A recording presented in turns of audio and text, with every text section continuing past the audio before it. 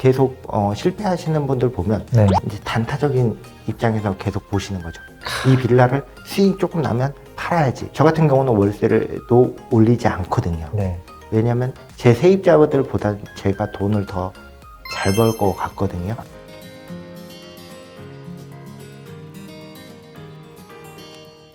안녕하세요. 반갑습니다. 예. 그 소액 경매를 많이 했다고 들었어요. 이제 인터뷰 이제 메일로 지원해 주셨는데 네. 혹시 뭐 다른 계기가 좀 있었을까요? 예전에 가난했던 저 같은 사람한테 조금 많이 알려주고 싶어서 이런 투자법도 있다라고 알려주고 싶어서 신청을 하게 됐고요. 예전에 저도 뭐 경매 빌라왕 예. 그런 책도 봤었고요. 예. 그때 보셨나요? 예. 그 청소부 출신의 예. 저도 예전에 그런 책도 봤었고 그런 투자를 예전에 했던 분들 많은데 예. 요즘은 상대적으로 조금 적어지긴 했거든요. 근데 이제 그런 류의 투자를 처음에 채택한 이유가 뭐 좀 있을까요? 그러니까 투자 금액 때문이라고 봐야 될까요? 그렇죠. 처음에 등치를 큰 거를 네. 하기에는 1억 원이나 2억 원짜리 아파트를 하기에는 네. 제가 부담이 되더라고요. 그때는 대출이라는 거를 잘 몰랐을 아, 때니까. 첫 투자니까. 네. 차라리 내 원금, 저는 처음에 반지하를 투자했거든요. 인천에 네. 있는 반지하. 네. 3,800만 원짜리. 3,800. 예. 이게 망하더라도 내 연봉이 네. 6천 정도가 됐거든요. 네. 네. 그럼 아껴서 1년 정도에 그 주택을 내가 들어가서 살든지 아니면 네. 구입을 하면 된다라고 네. 저는 그 마음으로 투자를 했거든요. 네. 궁금한 게 몇 가지가 있을 것 같아요. 예. 아마도 첫 번째는 이제 이 영상을 보는 분들이 궁금한 게 대출이 요즘 잘 안 나오는데 이게 예. 경매 경락 대출이라서 예. 이렇게 다주택자도 대출이 가능한 건지. 가능은 한데 네. 지금 같은 경우에는 이제 연말이다 보니까 네. 그걸 다 은행에서 이제 안 해주려고 하더라고요. 아, 네. 예. 근데 첫 주택자나 무주택자일 네. 경우에는 네. 대출이 원활하게 되는 걸로 알고 있고 저 네. 같은 경우는 채수가 워낙에 지금 이제 11채니까 이제 규제를 할 뿐이지 네. 이제 한두 채 정도는 대출이 아직까지 나오는 걸로 알고 있거든요. 와, 빌라로 11개나 있어요? 예. 물어보고 싶은 게 되게 많네요. 제 주변에도 사실은 유사한 투자를 했던 분들이 많이 있고, 예. 또 아파트를 하더라도 약간 나홀로 아파트, 예. 되게 저렴한 아파트로만 해서 그 공업단지 옆에 있는 예. 그런 것들만 해서 또 셀프 인테리어까지 다 해가지고 정말 내 돈 한 1,000만 원 정도 넣어서 개수를 막 20개까지 늘린 분들도 있었거든요. 예. 충분히 이제 그런 분들이 과거에 많았었는데 그게 지금도 이제 가능하다고 하니까 예. 그러면 이제 뭐 다주택자 분들은 대출은 어려울 거 아니에요? 어렵지만 네. 가능은 해요. 아, 그래요? 예. 주택에 대한 대출만 네. 막았지. 아, 다른 대출은 또 열려져 있잖아요. 그렇죠. 그리고 또 제가 직장인으로서 네. 사용할 수 있는 대출이 또 있잖아요. 신용대출이라든가. 아, 그건 있죠. 예. 네. 그런 걸 저는 이제 총 다 동원을 해서 아, 계속 돌려서 네. 이 대출이 안 되면 이 다른 대출로 이렇게 하는 투자로 네. 저는 가고 있거든요. 아, 근데 이제 어떤 경우는 대출을 안 하고 전세 세팅하는 경우도 꽤 많겠다, 그렇죠? 예, 맞아요. 요즘 같은 경우가 네. 이제 전세 세팅을 하면 그렇죠. 전세가보다 싸게 사서 그 네. 전세가만큼만 네. 놓고 나온다고 하면 네. 저는 하나도 불안할 게 없다고 생각을 하거든요. 네. 사실 꼭 대출에 연연할 필요가 없네요. 예, 지금 같은 규제 상황에서도 뭐 방법이 있네요. 예. 그 약간 1억대 아파트를 그 가격대를 하는 거는 그 취득세 중과를 좀 피하려고 일부러 조금 더 낮은 걸 하는 걸까요? 저는 취득세 중과 받고도 해요. 아, 그냥 해요? 예. 예를 들어 2억짜리 빌라가 네. 1억 1,000이라고 하면 네. 취득세를 내고도 저는 싸게 샀다고 생각을 하거든요. 그럴 수 있네요. 예. 그래서 네. 1억 1,000에 사면 저 같은 경우 한 1억 5천 정도 취득세를 네. 낸 적도 있고 아, 네. 작년에만 해도 취득세를 그래도 한 4, 5천만 원 정도 네. 냈거든요. 네. 그럼 2억짜리 빌라가 이제 저는 세일이라고 생각을 하거든요. 네. 아직 팔진 않았지만 네. 나중에 팔 때도 취득세 부분은 네. 이제 감면을 어느 정도 받는 걸로 알고 있거든요. 아, 그렇죠. 미리 선투자했다고 저는 네. 적금 넣어놨다고 네. 생각하고 네. 대신에 빌라 가격은 싸잖아요. 네. 예, 그러면 이제 긍정적인 걸 계속 보고 투자를 하는 거죠. 세금은 뭐 내면 되는 거고, 그렇죠? 예. 야, 진짜 이 투자할 때 긍정적인 마인드는 좀 필요한 것 같아요. 사실 저렴하게 사서 오를 수 있는 것들을 사는 게 중요하지 세금을 안 내는 게 중요한 건 아니니까요. 그렇죠. 근데 이제 빌라가 가지고 있는 특징들이 좀 있을 거 아니에요. 예. 좀 어떤 게 있을까요? 빌라도 이제 신축이 있고 구축이 있는데 네. 저는 그런 거를 안 보고 이제 수익률만 처음에 보고 네. 이제 들어가거든요. 네. 그 수익률에 이제 20%가 안 넘는 주택들은 네. 저는 하질 않고 있거든요. 아, 목표 수익률이 있네요. 예. 네. 그 빌라 사면서 이런 빌라는 괜찮고 저런 빌라는 안 괜찮다. 뭐 이런 것도 있을까요? 이제 빌라마다 이게 또 이 주택에는 적용이 되지만 네. 이 주택에는 적용이 안 되는 부분이 또 있더라고요. 아, 그래요? 예. 왜냐면 신축 빌라 같은 경우 네. 사지 말라라고 네. 하는데 아. 저는 싸면 사라고 하고 싶거든요. 네. 신축 빌라도 수요는 어마무시하거든요. 네. 수요는 많은데 그 주택을 비싸게 샀을 때 사지 말라지. 이거 저는 네. 가격이 저렴하면 무조건 사라거든요. 아, 그리고 네. 썩은 빌라, 네. 반지하 빌라도 네. 저는 가격이 저렴하면 사라고 네. 하고 있고 저 또한 그런 거를 이제 구입을 하고 있거든요. 보통 근데 이제 신축 빌라는 절대 사지 마라. 그런 이야기들을 예, 많이 하잖아요. 예, 사실. 예, 좀 약간 눈탱이 맞는다. 예. 뭐 그런 이야기도 많이 하고. 그리고 그 가격이라고 하는 거를 개인이 좀 판단하기 힘들다. 뭐 이런 이야기를 많이 해서 선입견을 가지는 분들이 많은 것 같긴 한데 예, 전혀 안 그렇다는 거네요. 예. 제 생각은 제가 네. 투자하는 방법으로는 월세 잘 나오는 지역이면 저는 수익률 따져보고 예상 수익률 20% 이상이면 저는 투자를 무조건 하거든요. 아, 취득세를 중과를 맞더라도 네. 취득세 맞는 거 다 계산해서 네. 네. 이제 들어간다고 하면 저는 손해 날 게 네. 없거든요. 네. 심플하네요. 예. 기준이 명확한데요. 신축이든 구축이든 수익률 20% 나오면 되는 거 아니야? 이런 거네요. 예, 아직까지는 이제 그런 식으로 투자를 하고 있거든요. 그러면 절대 사면 안 되는 빌라는 수익률이 안 나오는 빌라네요. 예. 월세가 확연히 낮게 네. 책정되어 있는 지역들이 있어요. 네. 거기서는 주택 가격이 안 낮으면 저는 들어가지 않아요. 빌라 월세가 안 나오는 곳이랑 잘 나오는 곳은 어떤 차이가 좀 있을까요? 주변 환경에 내가 들어가서 살고 싶지 않은 지역들은 네. 월세가 30에서 40 정도 네. 이런 식으로 다 책정이 돼 있더라고요. 근데 조금 살고 싶은 도시 같은 경우는 네. 이제 경기도권에서도 7, 80 저는 월세 100만 원 받는 빌라도 지금 있거든요. 네. 인천 계양 같은 경우 네. 이제 낙후된 빌라나 이제 전세가도 많이 네. 낮거든요. 아, 네. 예, 근데 거기는 이제 가능성을 또 긍정적인 부분을 보면 재개발 재건축을 바라보고 들어갈 수도 있는데 초기 재개발. 네. 예. 근데 이제 저 같은 경우는 지금 처음 하시는 빌라 투자를 처음 생각하시는 분들은 그런 거보다는 약간 CCTV가 있고 네. 보안이 좀 잘 돼 네, 있는 네. 그런 빌라를 좀 저렴하게 받으셔서 아. 월세를 받으시면서 이거 투자 네. 공부를 하시는 게 네. 저는 더 낫다라고 생각을 하거든요. 네. 물건보다 그 동네 분위기도 되게 지금 중요하다는 거네요. 예, 네. 저 같은 경우는 임장을 갈 때 네. 저녁에 주로 가거든요. 네. 그러면 그 지역의 주차장을 보거든요. 네. 빌라 주차장. 빌라 주차장이 꽉 차 있으면 공실이 없더라고요. 경기도 같은 경우는 네. 주차장이 비어 있으면 공실이 길더라고요. 일단 팁이 나왔네요. 저녁에 가서 예, 그 빌라의 주차장에 차가 많은지 적은지를 예, 살펴보자. 그냥 뭐 집 안에 방문을 안 해도 확인할 수 있는 내용이잖아요. 예. 사실. 저는 경매 투자하면서 임장을 가면서 네. 집 안을 들여다본 적이 한 번도 없거든요. 네. 그리고 제가 불안하면 네. 저는 수리 비용을 좀 더 한 500 정도 책정을 네. 하고 저는 네. 들어가거든요. 아, 네. 왜냐면 제가 집 안에 들어가서 볼 자신이 없거든요. 그래요?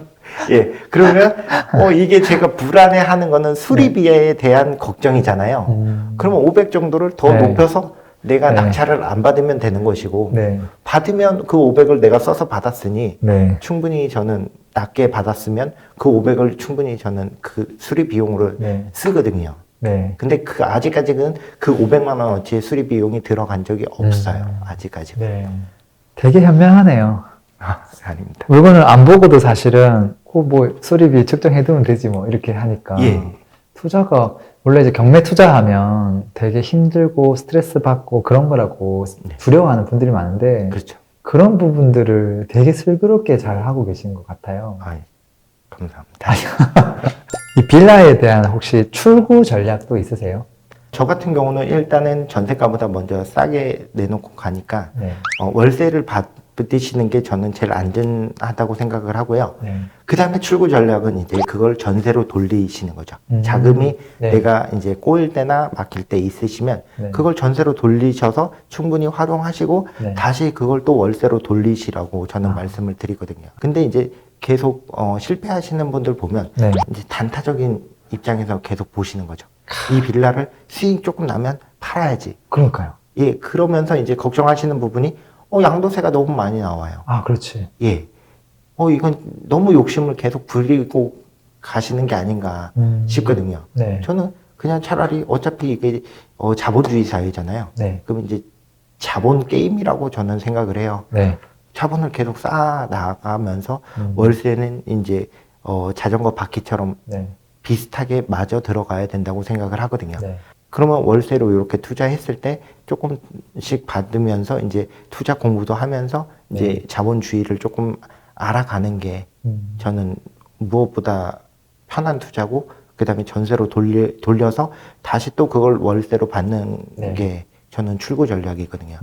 그리고 또 하나가 이제 여러 채를 투자하잖아요. 네. 저 같은 경우는 이제 그거를 한번 이제 한 사이클이 왔을 때 전세로 다 돌려서 네. 저는 건물을 지어도 저는 네. 해지가 된다고 생각을 하거든요. 그러면 기존 거를 안 파는 전략이네요. 그렇죠. 그런 거죠. 예. 이렇게 막 팔리니까 월차는 월세로 딱 세팅했다가 시간 지나면 전세로 점점 조금 전환하다가 예. 돈을 쫙 모아서 더 큰 걸로 괜찮은 걸 딱 하는. 예. 그리고 거기에서 또 월세가 이제 네. 형성이 되면 네. 다시 한 채씩 또 월세화를 네. 시키는 네. 거죠. 네. 네. 그러면서 내 자본으로 이제 증식을 하게 되는 거죠. 네. 맞아요. 그런 것 같아요. 경매하면은 많은 분들이 단타. 예. 이것만 생각하는 것 같거든요. 싸게 사가지고 전세 딱 세팅하고 빨리 그냥 매도해버리자. 이렇게 하는 경우도 많고. 근데 사실 그게 마음대로 다 안 되잖아요. 딱딱딱딱 맞춰가지고 모든 게. 어렵죠. 사실 그냥 길게 놓고 보면 괜찮은데. 어차피 이것도 그냥 결국은 시간에 투자하시는 개념이네요. 예. 무럭무럭 자라날 거다라고 예. 지금 믿고 있는 거네요. 예. 야, 그 다음에 이제 빌라 이제 투자하세요 하면 이 사람이 좀 무서워하는 게, 야, 빌라는 뭐 좀 적게 오르지 않나요? 예. 그런 부분이랑, 뭐 혹시라도 뭐 임차가 또 나간다고 하면 나중에 그걸 돈을 막 못 내줘서 임차가 또 아파트처럼 빨리빨리 안 맞춰질까봐 예. 두려워하는 분들이 좀 있는 것 같아요. 그런 부분들은 어떨까요? 제가 하는 투자법은 전세가보다 싸게 매입을 하기 때문에 네. 그 부분은 다 해결이 되는 것 같아요. 어차피 내가 원하는 수준을 전세가를 낮출 수도 있는 거네요. 예. 네. 그리고 팔 때도 전세가만큼 팔면 네. 그 빌라는 무조건 나가거든요. 팔리겠네요. 예, 팔려요. 네. 그러니까 내 욕심을 조금만 내려놓는다고 치면 네. 내가 욕심을 너무 많이 부리고 있기 때문에 이제 저는 못 판다고 생각을 하거든요. 빌라 네. 안 팔린다. 네. 그 말에는. 네. 근데 제가 싸게 샀으니까 네. 저는 그 돈을 4, 5년 동안만 플러스 네. B로 만들어서 네. 활용하면 네. 저 같은 경우는 월세도 올리지 않거든요. 네. 왜냐하면 제 세입자들보다 제가 돈을 더 잘 벌 것 같거든요. 그러면 서로 윈윈하자는 저는 그거거든요. 아, 네. 그러니까 이 돈을 빼서 내가 그만큼 수익을 나는 낼 테니 당신은 오래 길게 네. 살아주시면 감사합니다. 네. 저는 그 마인드로 네. 투자를 하거든요. 네. 네. 그러니까 저는 처음 계약할 때부터 월세든 전세든 올리지 않겠다고. 네. 사실 만큼 사셔라. 아, 예, 충분히 사시고 네. 빨리 성공해서 나가셔라라고 네. 저는 얘기를 하거든요. 네. 저 또한 이제 네. 당신으로 인해서 성공을 빨리 할 테니, 네. 예, 그렇게 되면 저 같은 경우는 월세 같은 경우는 일단 이 보증금 못 내줄 일 없잖아요. 네. 전세도 똑같아요. 네. 전세도 저 또한 비싸게 내놓는 편이 아니라 네. 그 동네에서 아마 제일 거의 좀 저렴한 편에 속할 거예요. 아, 그러니까 제일 빨리 나가요. 이 모든 제 질문에 키워드가 뭐가 등장하냐면 욕심이 등장했거든요. 아, 예. 근데 그게 욕심을 내려놓는 게 생각보다 어렵잖아요. 아니, 이걸 지금 전세가가 올라가지고 내가 충분히 받을 수 있는데, 그럼 그걸 받아가지고 또 딴 걸 굴릴 수 있는데, 그 생각 계속 하잖아요. 예. 근데 그러면서 또 처음 전세 세팅할 때도 이 정도는 받아야 내가 돈을 이만큼 줄일 수 있는데 그러면 그 전세 맞추려면 전세가 빨리 안 나가잖아요. 네. 그때 엄청 힘들어하고 그러면 이 빌라 투자는 안 되네 뭐 이렇게 걸러 내리기도 하고. 그렇죠. 근데 그 모든 원흉은 욕심이라는 거죠. 제가 느꼈던 것 중에 욕심이 많더라고요. 야, 근데 그 과정이 순탄하진 않았을 것 같은데요. 그래서 매일에 이제 막 훅소저라고 또 본인을 또 표현해 주셔서 네. 조금 뭐 어린 시절부터 다른 삶을 좀 살아온 이야기? 그 이야기도 조금 들려주시면 좋을 것 같아요. 고등학교 때까지는 그래 한 평범한 가정을 살고 있었는데 네.